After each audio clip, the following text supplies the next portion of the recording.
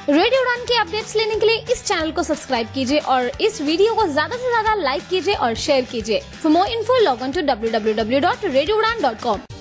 जी हाँ दोस्तों, नमस्कार, आदाब, सत श्री अकाल। मैं दानिश महाजन। प्रोग्राम बदलता दौर में एक बार फिर से स्वागत। रविवार का दिन और समय एक और खास मेहमान को आपसे रूबरू करवाने का, उनसे मिलवाने का, उनके बारे में जानने का, उनसे इंस्पिरेशन लेने का और जो वो काम कर रहे हैं अगर उस फील्ड में आप जाना चाहते हैं तो वो सब सीखने का। ये सिर्फ एक मंच रेडियो उड़ान, जहाँ पे आपको हर सप्ताह डिसेबिलिटी से रिलेटेड पर्सनैलिटीज से मिलाया जाता है, उनके काम काजों के बारे में बताया जाता है और आपको गाइड किया जाता है।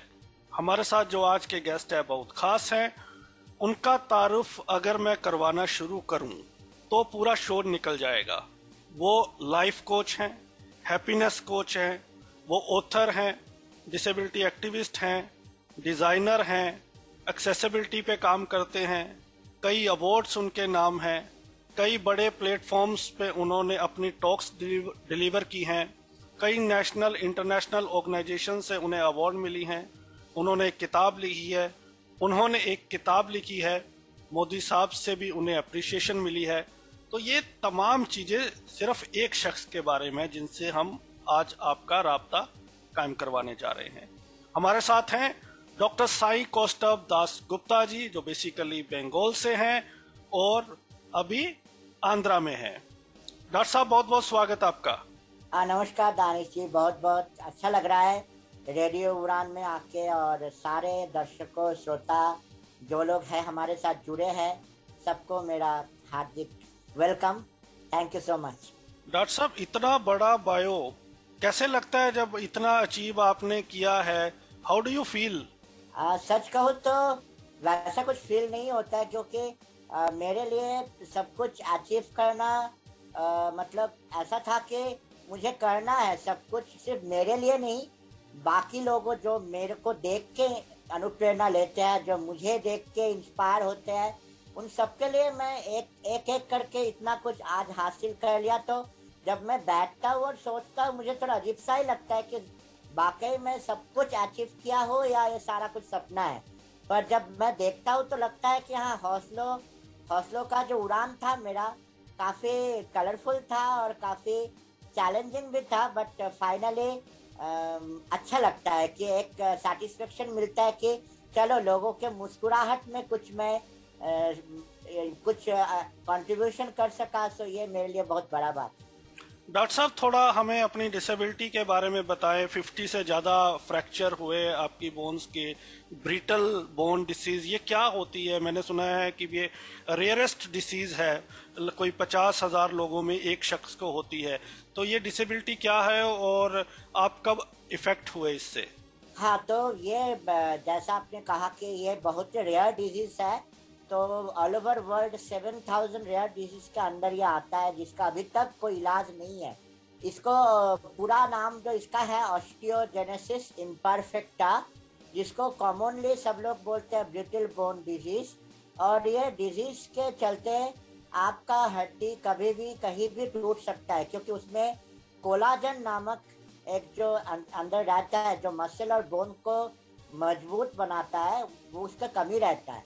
तो उसके वजह से हमारे हड्डियाँ इतना भंगुर होता है, ब्रिटल होता है, तो कभी भी कहीं भी टूटता है। और मेरा अभी ऑलरेडी 50 से ज़्यादा बार टूट चुका है। मेरा पूरा शरीर में ऐसा कोई जगह नहीं कि जहाँ पर टूटा नहीं है, पर मैंने अपना दिल को टूटने नहीं दिया। मेरा दिल बहुत शक्तिशाली है। बिल्कुल। तो ये स्पिरिट तो ऑब्वियसली आप में होगी। आप एक हैप्पी कोच हैं, लाइफ कोच हैं। तो जब आपको मालूम लगा इस डिसेबिलिटी के बारे में, इस रेयर डिसीज के बारे में, तो स्वाभाविक है कि बिगिनिंग में तो बहुत सारे चैलेंजेस आए होंगे आपको। तो वो क्या चैलेंजेस आए और कैसे आपने ओवरकम किया? हाँ, बहुत बढ़िया क्वेश्चन है। चैलेंजेस तो आए होंगे, एंड मेरे ख्याल से चैलेंजेस सभी के लाइफ में होता है। ऐसे कि नहीं कि सिर्फ दिव्यांगजनों का, जैसा आपने बोला डिसेबल। पहले तो हम लोग यही सोचते हैं कि हम लोग डिसेबल कहाँ से है, क्योंकि हम लोगों ने जो किया है वो किसी लोगों मतलब कोई भी ऐसा नहीं मुकाम पर पहुंच सकता इजीली। तो मैं जब सोचता हूँ कि मैंने क्या क्या मेरे अंदर एबिलिटीज है। तो मैं तो वही सोचता हूँ कि हम लोग स्पेशली एबल्ड है, और जो सरकार ने कहा दिव्यांग जन, तो उसके कहते हुए तो हम लोग ये भी बोल सकते कि we are divinely abled. So challenges बहुत थे। सबसे बड़ा चैलेंज कि मुझे पता नहीं चलता था कि कब कहाँ फ्रैक्चर होने वाला है। एवरी फ्रैक्चर मेरे लिए सरप्राइज की तरह आता था। मुझे मम्मी पापा बहुत देख रेख से अभी भी रखते हैं मुझे। पर एक बात तो है कि एकदम जब मैं छोटा था, मुझे ये डिजीज की गंभीरता को लेकर मुझे इतना समझ नहीं था। मैं डांसर था एकदम बचपन में, तो डांसिंग करने का बहुत शौक था। तो डांस करते करते डॉक्टर ने मम्मी पापा को ये सुझाव दिया कि कौस्तुभ को और कुछ करने के लिए बोलिए, क्योंकि डांसिंग कौस्तुभ के लिए नहीं है। मैं जो बात कह रहा हूँ वो ये ऐसा है कि समाज में मेरे जैसे जो छोटे छोटे बच्चे थे उस टाइम मेरे साथ डांस क्लास में जाते थे, उनको ये अवेयरनेस नहीं था कि एक्चुअली डिजीज ये क्या है। तो टूटने का संभावना और भी ज़्यादा था। तो डॉक्टर के सुझाव में मम्मी पापा ने मुझे बहुत मोटिवेट किया कि मेरे ट्रैक को चेंज करने के लिए। तो डांसिंग से मैंने म्यूजिक में आया। तो म्यूजिक में इसलिए आया क्योंकि मेरे मम्मी जो है डॉक्टर शीला दासगुप्ता जी, वो पहले ही बहुत अच्छे संगीत शिल्पी है, और संगीतकार होने के नाते हमारे घर पे एक माहौल था संगीत का, और मुझे संगीत में रुचि भी थी। तो संगीत में आने के बाद मुझे लगा कि ये मेरे लिए काफ़ी बेहतर रास्ता है, क्योंकि मैं एक ही जगह बैठ के अपने आत्मा की आवाज़ को सबके हृदय तक फैला सकता हूँ। तो म्यूजिक में मैंने आया और म्यूजिक सीखा मम्मी से, और उसके बाद म्यूजिक में बहुत तरक्की की मैंने। तो ऐसा मेरा जीवन में बहुत सारे रोल्स को मैंने चेंज किया, क्योंकि हर एक टाइम मुझे लगता था कि एक दरवाज़ा बंद हो रहा है तो मैं और एक दरवाज़ा बना के वहाँ से निकल जाता था। तो ये विल पावर बोलिए आप, कॉन्फिडेंस बोलिए या करेज बोलिए, ये शायद ये सॉफ्टवेयर मुझे भगवान देके भेजे थे इस धरती पर। तो मुझे अभी लगता है कि चलो ये डिजीज के जो चैलेंज थे, इतने बार फ्रैक्चर होना, इतने बार खड़े उठकर फिर से जीवन को संभालना, और सबसे बड़ा चैलेंजिंग था कि मैं दूसरे बच्चों के जैसा बाहर कभी नहीं खेल सका। मुझे प्लेबैक सिंगर बनना था, वो भी सपना नहीं पूरा हुआ। काफ़ी सारे चैलेंज हर एक दिन मुझे झेलना पड़ता है। अभी मैं आपसे बात कर रहा हूँ व्हीलचेयर में बैठ के, मैं कुछ भी नहीं कर सकता हूँ। तो चैलेंजेस जैसा मेरे लाइफ में है वैसा ही बहुत सारे ब्लेसिंग भी है। तो मैंने क्या किया था कि चैलेंजेस को साइड में रखकर ब्लेसिंग को ज़्यादा हाईलाइट किया था। शायद इसीलिए आज रेडियो उड़ान पर हमारे उड़ान भर रहे। जी, किसने आपका बहुत साथ दिया? Who is the one person who really mentored you और गाइडेड यू और हेल्प्ड यू और supported you? First of all I should say my parents, दोनों मम्मी पापा एकदम स्टार्टिंग से लेके आज तक they never said no to me, क्योंकि उनको ये लगता था कि अगर कौस्तुभ स्पेशल है तो मम्मी पापा भी स्पेशल पेरेंट्स हैं। तो एक स्पेशल चाइल्ड को कैसे आगे लाना है वो उनको पता था। तो ये भगवान के आशीर्वाद है कि वो कभी भी ना नहीं बोले मुझे, और कभी भी पीछे नहीं हटे कि कौस्तुभ को हम लोग ये करने से रोक देंगे। कुछ भी मैंने करने का इच्छा प्रकाश किया, वो पापा मम्मी ने कभी नहीं मुझे बोला कि ये तुम्हारे लिए नहीं है। क्योंकि हम लोग ये देखते हैं कि समाज में ऐसे बहुत लोग रहते हैं जो हमेशा नहीं यूज करते हैं कि ये तुम्हारे लिए नहीं है, तुम ये मत करो। तो ये नो बोलना बहुत आसान होता है, पर नो को यस करने के लिए जो कॉन्फिडेंस रहना चाहिए वो सब मम्मी पापा में नहीं रहता है। तो आई एम ब्लेस्ड कि I have such parents with me, and they encourage me to go out and do everything which makes me successful. And उसके बाद अगर किसी का नाम लेना चाहिए वो है मेरा छोटा भाई कुशल।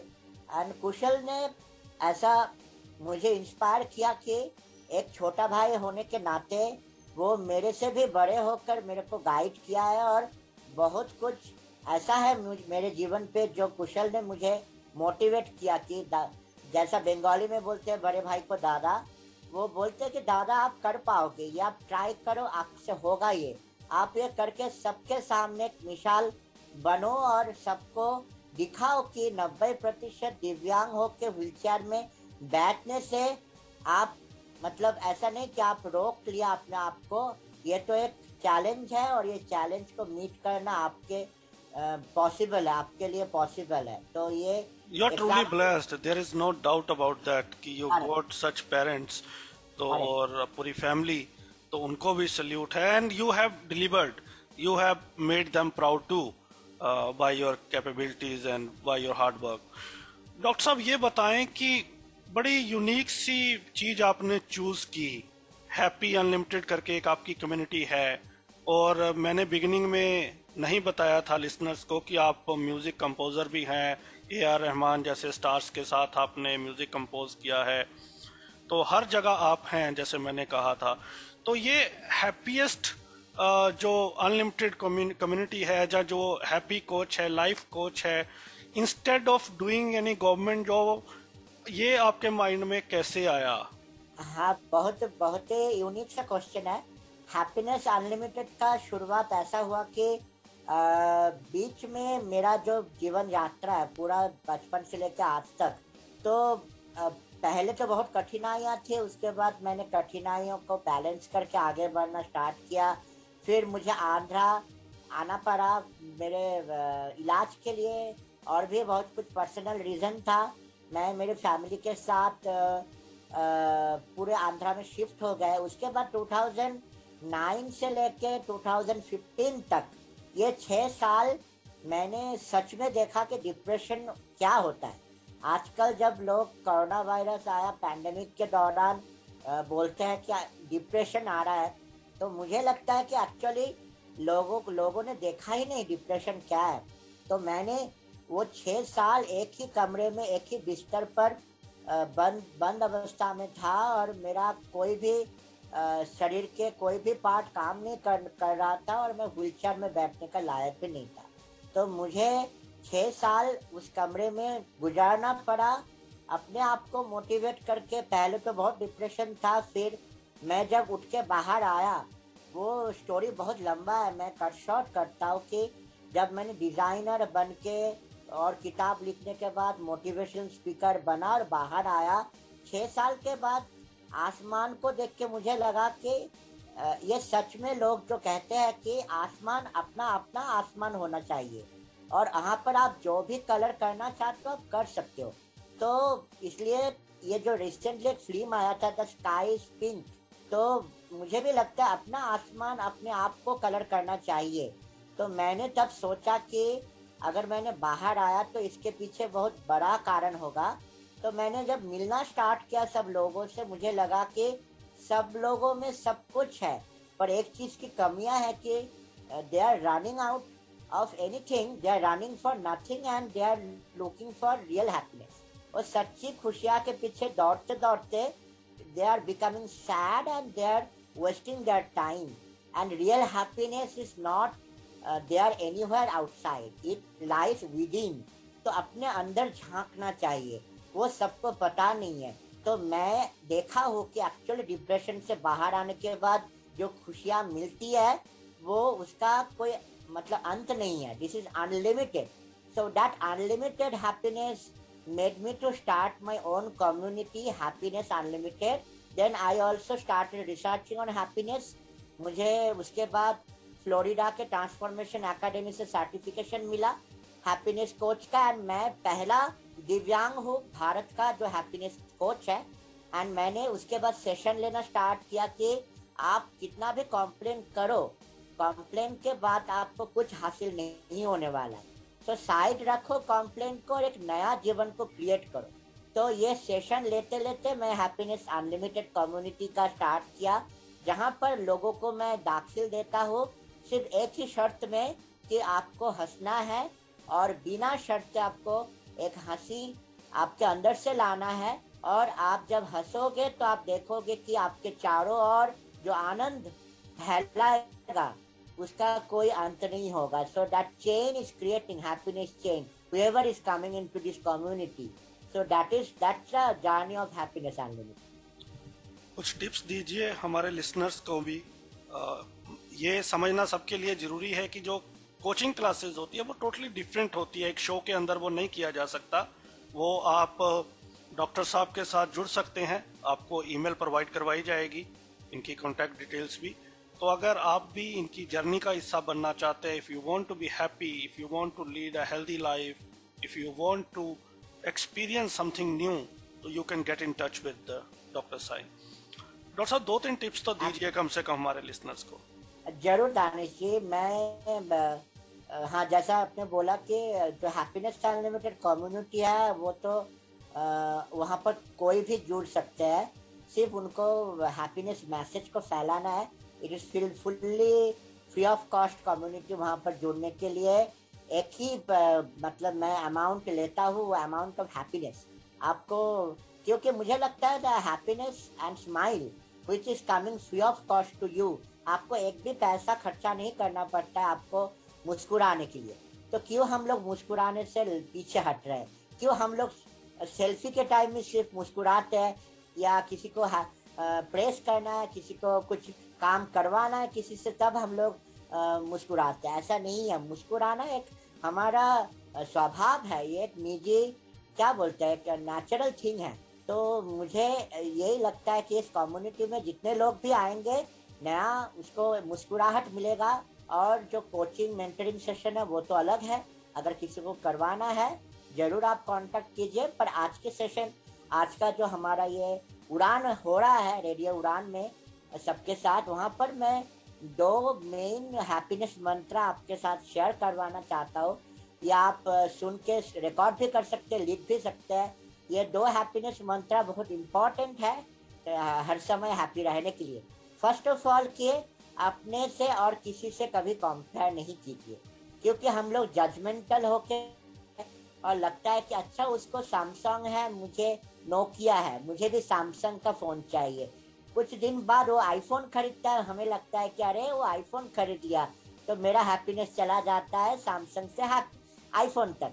तो ऐसे करके हम लोग चीजों और उसके कारण और परिस्थितियों में हमारे हैप्पीनेस को ढूंढते रहते हैं और कभी भी नहीं मिलते हैं। ये अनलिमिटेड जर्नी कभी भी खत्म नहीं होता है अनलेस अनटिल हम लोग अपने अंदर झांके। तो ये सबसे बड़ी एक मंत्र है कि कभी भी किसी के साथ अपना कंपेयर नहीं कीजिए। आप अपना स्पेशल हो, अपने आप को भगवान ने स्पेशल करके बनाया। किसी का थंब इम्प्रेशन एक के साथ नहीं मिलता है।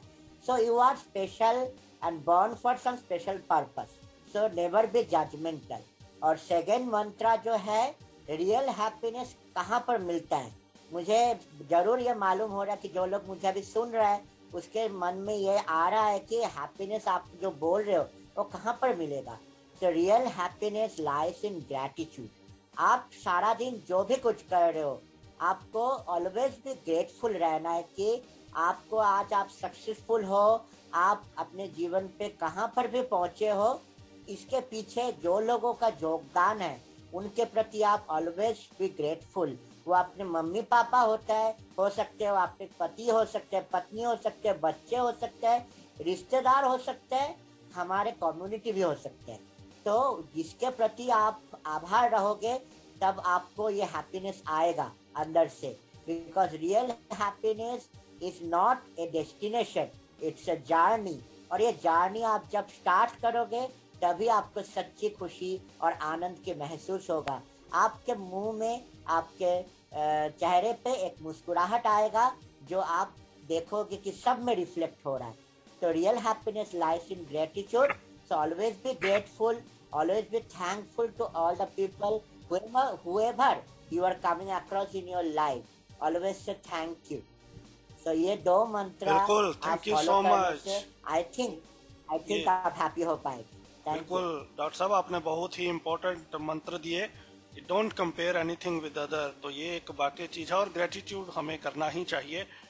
जो भी हमारा साथ देते हैं, there is no shame in that. In fact the other person will be happy and he will help you more, और आप भी उनके साथ अच्छा कनेक्शन बना सकते हैं।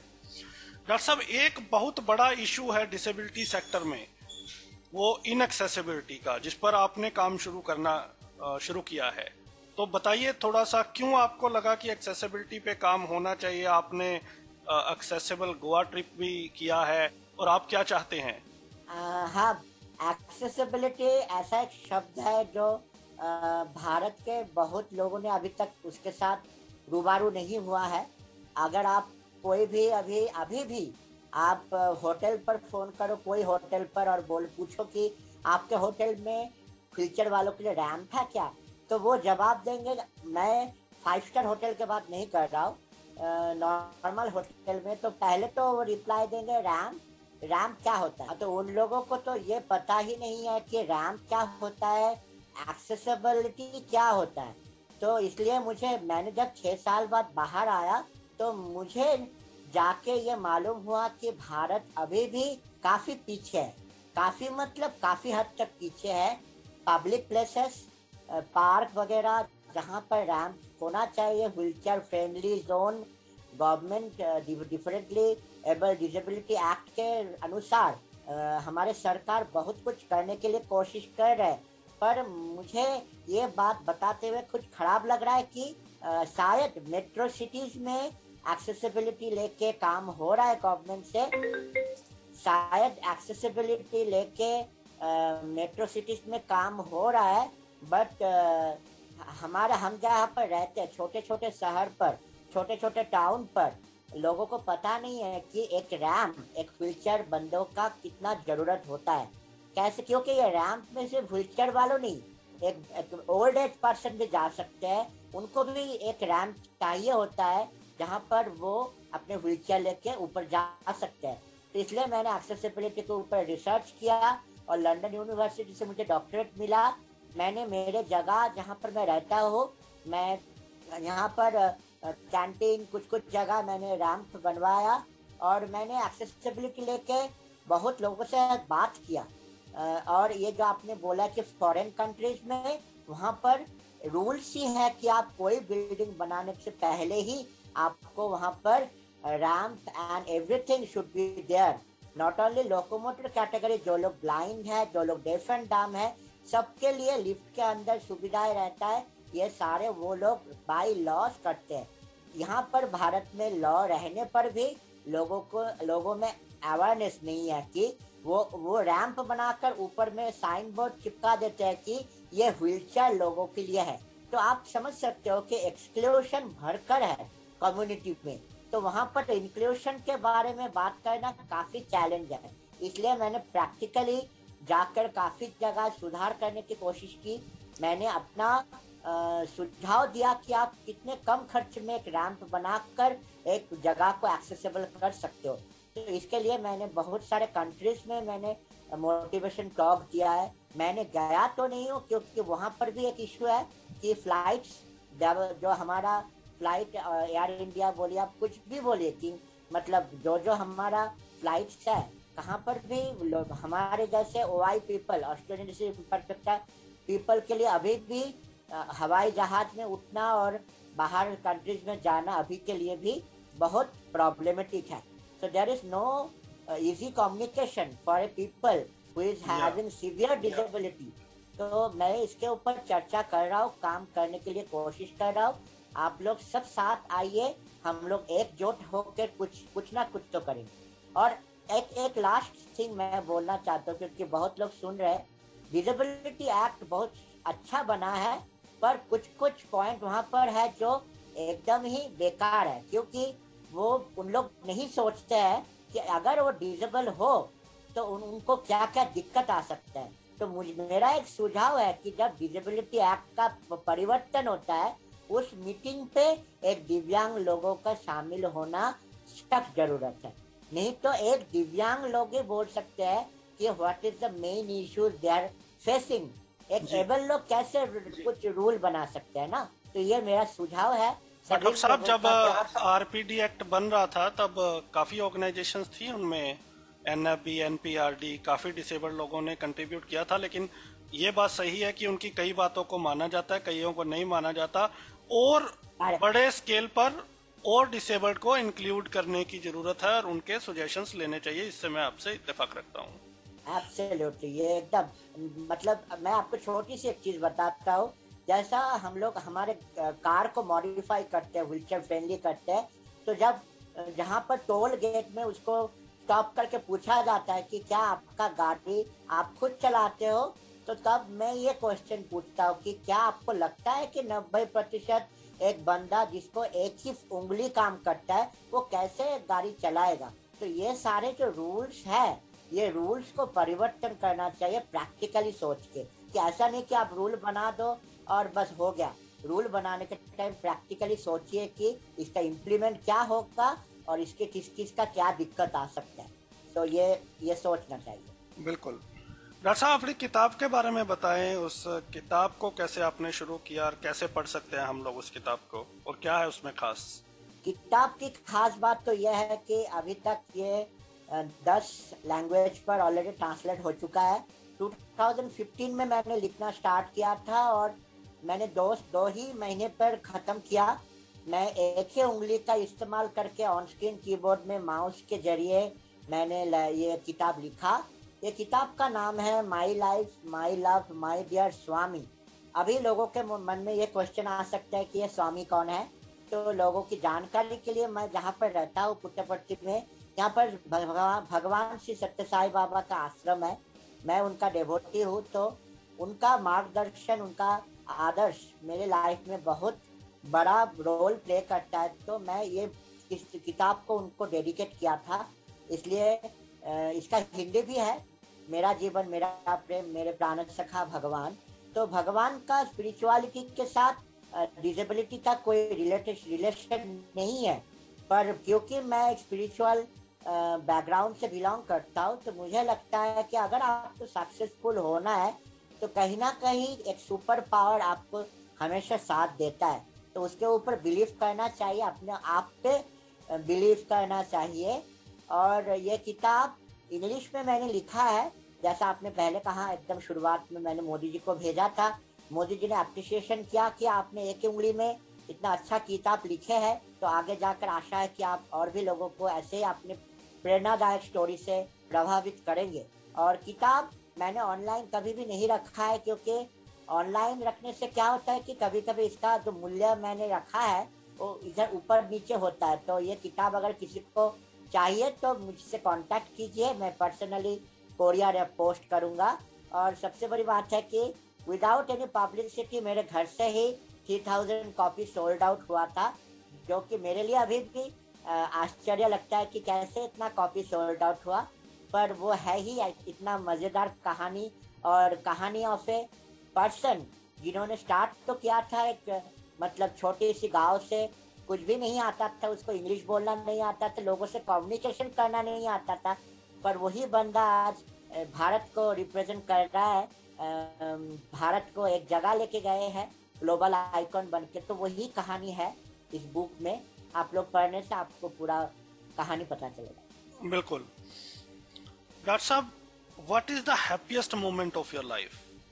ये क्वेश्चन बहुत कठिन है, क्योंकि मुझे लगता है हम लोग ऐसे लाइफ जीते हैं कि जहाँ पर एवरी मोमेंट काउंट करना पड़ता है। एवरी मोमेंट में इतना उतार चढ़ाव है कि मुझे तो लगता है कि एवरी मोमेंट काउंट भी होता है, सेलिब्रेट भी होता है। तो I believe in celebration, I don't believe in suffering, I don't believe in depression और जो कुछ भी नेगेटिव शब्द है। मुझे तो हमेशा बिंदास रहने की इच्छा होता है, मस्त रहो, खुश रहो, सेलिब्रेट करते रहो।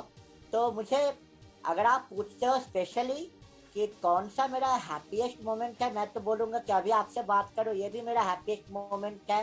जो जब मैंने 6 साल बाद बाहर आया था एक खुले आसमान के नीचे, एक नया साई कौस्तुभ का जन्म हुआ था, एक नया पर्पस के लिए, वो भी मेरा हैप्पीएस्ट मोमेंट है। और जब मैं कुछ अचीव करता हूँ, मेरे मम्मी पापा के आंखों में जो आंसू आता है, टीयर्स ऑफ जॉय, वो भी मेरे लिए हैप्पीएस्ट मोमेंट है। क्योंकि मैं अपने लिए बहुत कम कुछ करता हूँ, सब कुछ मैं लोगों को डेडिकेट करता हूँ, क्योंकि जीवन एक ही है, उसमें आपको जो कुछ करना है सबके लिए प्रेरणा छोड़ के जाना है।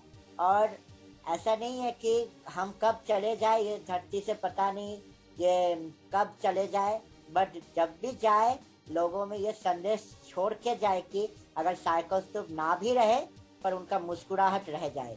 तो एक चीज जो आप बदलना चाहते हैं, if you get a power to change one thing, what would be that one thing?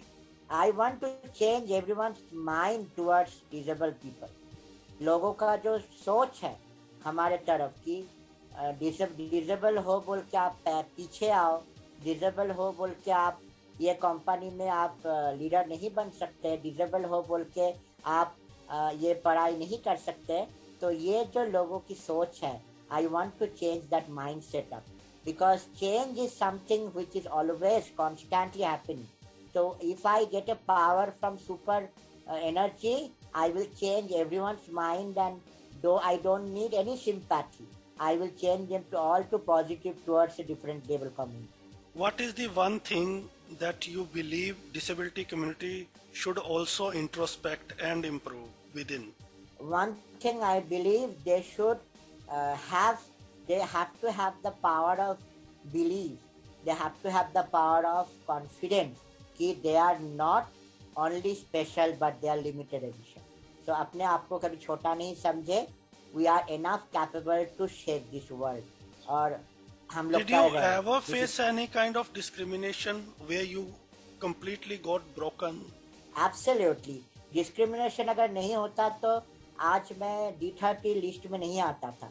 अभी जो नया D30 इम्पैक्ट लिस्ट में मेरा नाम आया है, भारत में 300 नॉमिनेशन हुआ, 15 कंट्रीज को से मैंने भारत को रिप्रेजेंट किया, मेरा नाम आया, ये डिस्क्रिमिनेशन की वजह से आया. क्योंकि डिस्क्रिमिनेशन नहीं रहता तो मुझे ये पता नहीं चलता था कि व्हाट इज इंक्लूशन. तो एक्सक्लूशन तो होना ही पड़ता है. ये मैं नहीं, सारे एबल लोग भी कभी ना कभी जीवन पर एक्सक्लूड होते हैं. तो मेरे लाइफ में बहुत सारा ऐसा घटनाएं हैं.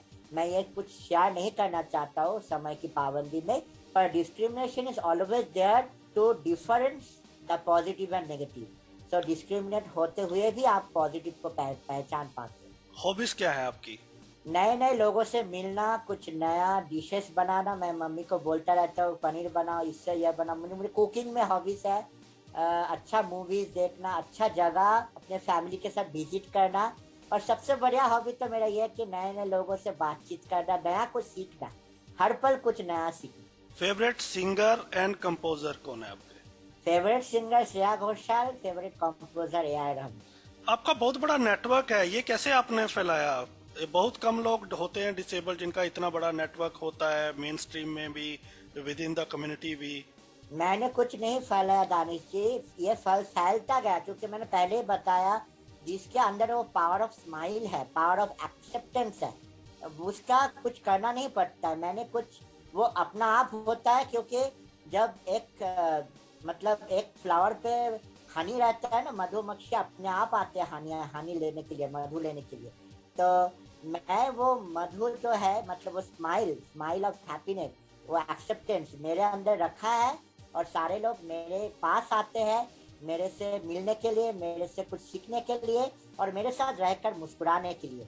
तो ये मेरे कुछ क्रेडिट नहीं जाता है. The network has started on and it is spreading every day and every moment. AR. Rahman साहब वैसे भी एबिलिटी फाउंडेशन के साथ भी जुड़े हुए हैं, तो ही अंडरस्टैंड डिसेबिलिटी वेरी वेल. कुछ शेयर करना चाहेंगे उनके साथ कोई इंसिडेंट डिसेबिलिटी से जो आपको याद हो?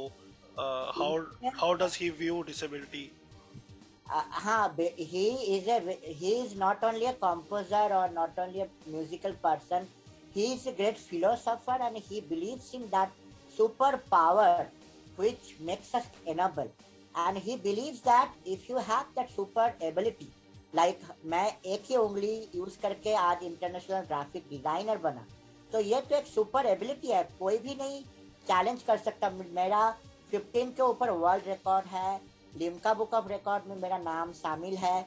तो ये जो कुछ भी हासिल हुआ है वो सब वो सुपर एबिलिटी से हुआ है. तो ये सुपर एबिलिटी को AR. Rahman sir always respect करते हैं. एबिलिटी फाउंडेशन के काफी सारे प्रोग्राम में वो जूरी बनकर हिस्सा हुए हैं, प्रोग्राम में आए हैं. लास्ट ईयर एबिलिटी फाउंडेशन का जो प्रोग्राम हुआ, I think this year itself वो आए थे, उनका मैसेज आया था.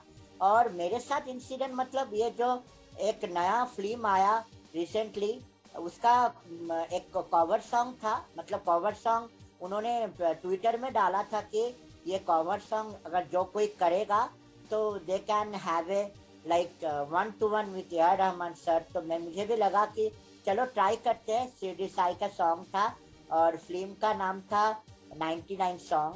तो बेला शिंदे जी ने गाया है ये ओरिजिनल गाना। तो जैसा मैं संगीत मुझे बहुत अच्छा लगता है, तो मैंने कोशिश किया गाने को अच्छा करके गाने के लिए, और उनको बहुत अच्छा लगा। उन्होंने शेयर किया पब्लिकली, और वो बहुत it got millions of views.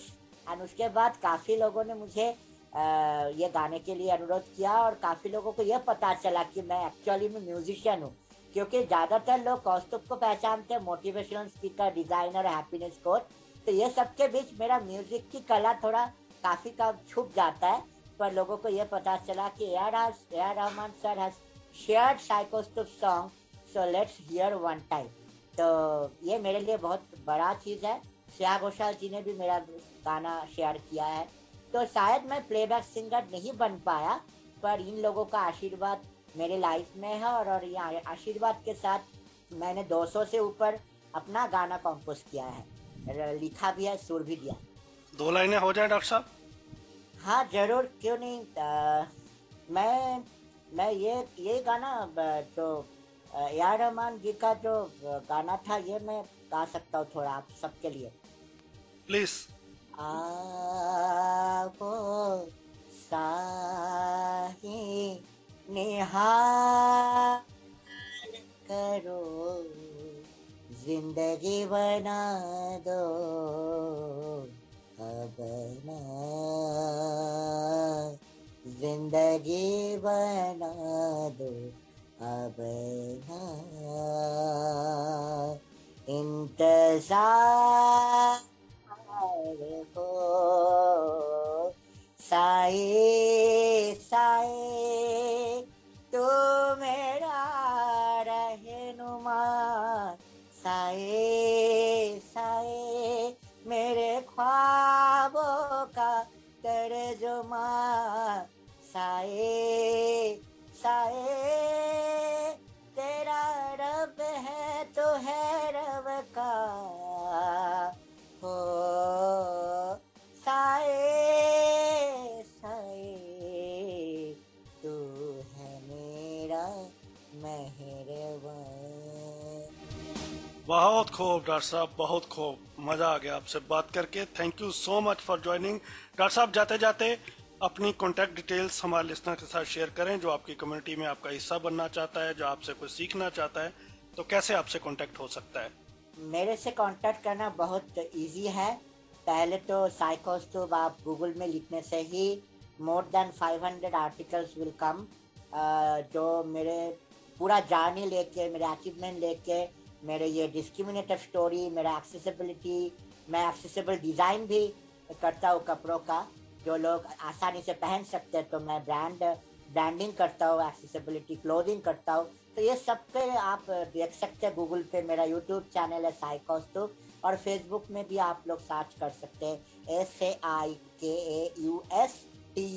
साइकोस्तुभ एक ही मिलेगा आपको फेसबुक में, क्योंकि कौस्तुभ बहुत है, पर कौस्तुभ को पहचानने के लिए साई को पहचानना है, और साई मुस्कुराना सिखाता है। सो आप लोग जुड़ सकते हैं हैप्पीनेस अनलिमिटेड से भी। आप लोग मुझे मेल भी कर सकते हैं saikostuv@gmail.com।